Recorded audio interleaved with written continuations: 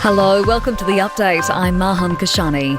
The US Secretary of State is urging Israel to avoid further civilian harm in Gaza and to seek a path towards the creation of a Palestinian state. Antony Blinken is visiting the Middle East, where he's working to stabilise tensions and push for sustainable peace in the region. Speaking from Tel Aviv, Blinken says a two-state solution is the best way forward. Palestinian civilians must be able to return home as soon as conditions allow. They must not be pressed to leave Gaza. The United States unequivocally rejects any proposals advocating for the resettlement of Palestinians outside of Gaza. Hamas health officials claim 23,000 people have been killed since the start of the conflict 3 months ago. The federal government will soon formally reveal the person who'll lead its inquiry into the nation's supermarkets 100 days after the probe was first announced. Former Labor Minister Craig Emerson has been appointed to review a voluntary code of conduct for the sector.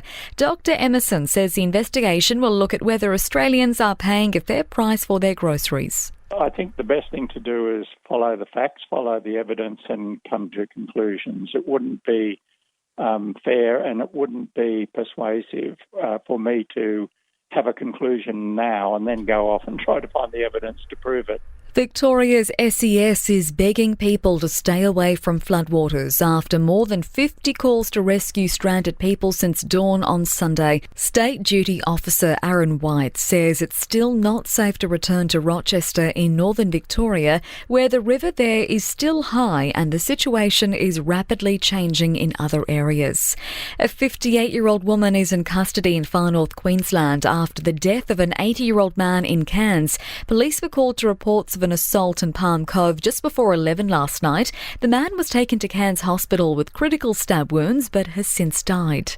A 33-year-old man has become the third person wanted by WA police after the body of a 68-year-old man was discovered in the state's southwest. Raymond Smith was found dead last week. Police wish to question 33-year-old James Terrence Hunt.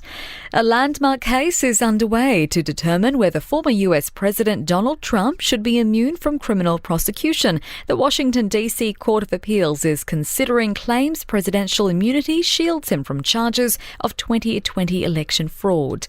Paramedics have treated a 64-year-old surfer who was bitten by a shark off South Australia's Eyre Peninsula.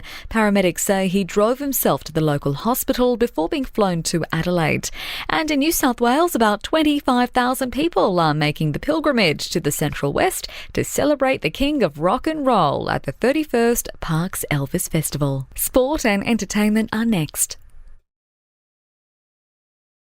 In sport, Aussie Rinky Hijikata has been beaten in the opening round of the Adelaide Tennis International. Britain's Dan Evans scoring a straight sets win. Better news for Jordan Thompson, Alex Bolt and Chris O'Connell, who've all advanced. And the Aussie women have claimed their T20 series against India following a 7-wicket win last night.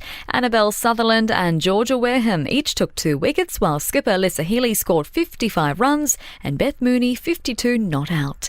In entertainment news, the late David Bowie has been immortalised by the city of Paris. A street in the French capital has been named after him. The Rue David Bowie can be found in the 13th arrondissement.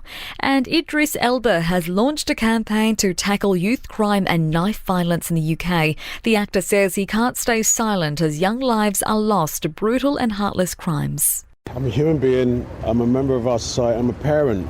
You know, I got to sit with some of the families. My heart was breaking and bleeding for them because while it hits the news one day, it's gone from our minds the next day. But for them, that's their lives forever.